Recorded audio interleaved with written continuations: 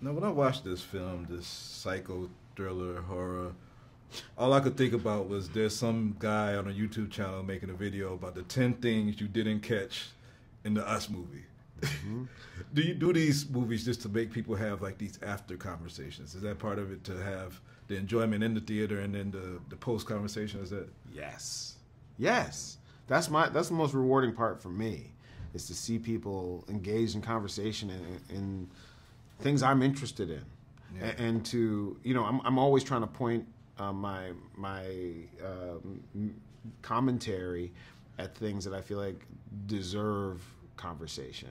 So yeah. I love that, but I also, you know, just people looking for them Easter eggs is that's a treat for me. Sometimes people find things I don't even mean. That you didn't even mean to put in there. They've been happening more and more. It's like there's this black cloud hanging over us. So I'm looking at the movie and I'm getting a lot of things, but I feel your motive for the scary thing being ourself or whatever. What's the scariest thing about yourself you feel when you look introspectively? That, man, this is like some therapy session right here. No, look, I think when I looked inward pretty early in the making of this process, is, look, I can't make this movie without asking myself that question. What are my demons? And I would have to say, you know, I've lived a privileged life of an American, grew up middle class, had an education. I've always been fed. I've always had shoes, and I've neglected I've neglected what that privilege means in terms of the people who have suffered and continue to suffer, so I could have it. Yeah. We're connected to other people. Somebody made these shoes. Yeah. You know, so I think that was the part of the message that I wanted to then apply to the us of it. You know, the United States. Yeah.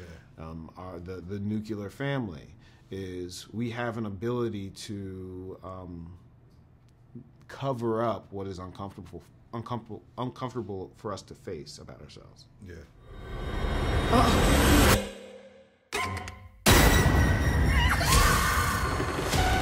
Run. And there's so many things that you leave the theater thinking about, and I don't want to ruin it for anybody. But I'm gonna say two things. You could just expound on them. One is White Rabbit, and the other one is Hands Across America. Mm-hmm. Yeah, I mean, there's a lot. I could have a whole conversation about both things. But White Rabbit, I'll just say Easter. Okay. This movie, there is a horror Easter in this film.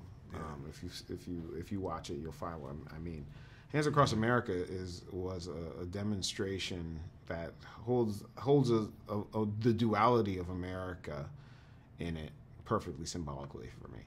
Okay. This hope, if we hold our hands, we'll cure homelessness, we'll cure hunger. You know, was that it was well intended? Was that a solution, or was that a way of not actually dealing with it? And lastly, I got to ask, because you was a part of Black Klansman, and congratulations on Thank you. That project. How did it feel as just a cinemaphile to see Spike Lee finally get that Oscar on a project that you pitched to him and brought to him and produced? It was emotional. You know, I didn't build myself up because I didn't want to be let down. But when he was on that stage, I mean, honestly, the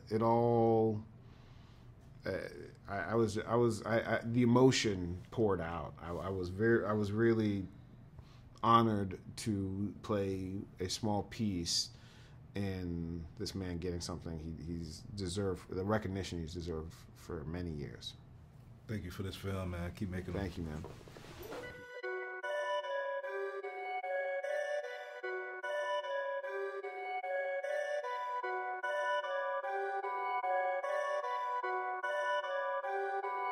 Perfect.